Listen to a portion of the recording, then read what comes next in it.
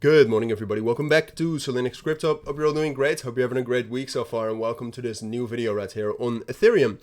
We're going to do a full update. It's going to be an interesting update because overnight we actually had that Asian strength buying into Ethereum come back again. You can see right here overnight we got the breakout back into the balance, back into the value area right here between 2670 and 2460. So that's great news. Now the volume was decent, especially for the Asian session. The volume absolutely wasn't bad. But now the question is, for multiple reasons, but we'll talk about that in this video. The question is well, can Ethereum actually hold this level? And that's a good question. That's a question that I obviously do not have the answer to. But in this video, we will explore the different possibilities and just in general what is most likely. All right, so that's what we're going to do. So let's get right into it. Now there's a couple of like we've seen Asian strength for Ethereum more often, right? I mean, if you go back, I think the last 3 months, I'm not sure if I'm going to be correct, but yeah, here you can see, so bottom right, the yellow line is basically the Asian session, and you can see that most of the strength that started after the bottom in April was provided by the Asian session.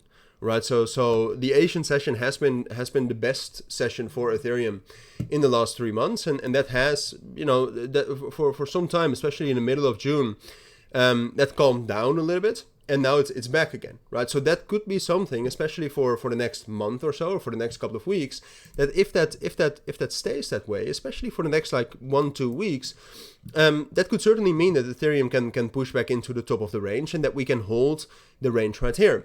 Now, there's 2 reasons why I'm a little bit skeptical about potentially holding this range. The first one being that, you know, Thursday, Friday, going into the weekend as well in the last month for Ethereum has been pretty bearish, right? We've seen quite a lot of bearish pressure at the end of the week, and that's, you know, usually caused by some de-risking, but that is the truth, right? So that is something that we have to get through right here, and the only way to get through that bearish pressure, which, you know, there's no certainty that returns, but let's say that's most likely, the only way we can do that is if we have some strength. And if you then take a look at ETH BTC, so the relative strength of Ethereum compared to Bitcoin, you can see that hasn't broken above the key support level that's held up Ethereum for the majority right here in May and June. So technically, ETH BTC is actually still holding the breakdown, right? So that signals that there still isn't that much relative performance of Ethereum against Bitcoin, which I do think we need. All right, so those are all things to not necessarily be worried about, but things to be aware of, right? And then if we take a look at Ethereum right here with the TPO chart, what I am going to tell you is that I think it's most likely, given the breakout, but also given a relatively weak reaction right here to 2520, which might, you know, look like a normal price, but it's actually the point of control. Right, so what happens very often when the price is trying to get back into balance, back into a value area, which Ethereum is doing right now as well, but what happens very often is that it gets a strong touch at the POC and then instantly drops down.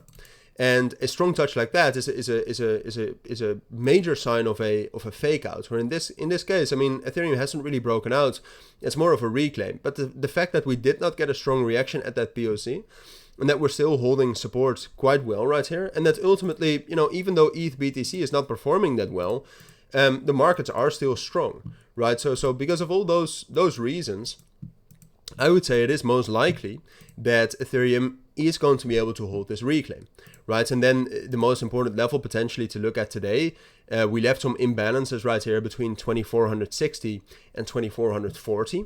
So let's say for the course of today, that's going to be the most important level. All right, we need to get a strong reaction and we need to hold 2440. And as long as we're able to do that, I think we can actually get some stability here. And I think we can also get a move into 2660. Although, you know, that might have to wait for next week. So I think this is most likely. We got a strong move right here. The markets overall are still strong. There's definitely reasons to be cautious about this. And to definitely ask yourself the question, you know, is this actually most likely that we're going to hold this? But given all the circumstances added up together, I do think it's most likely, although, of course, not certain.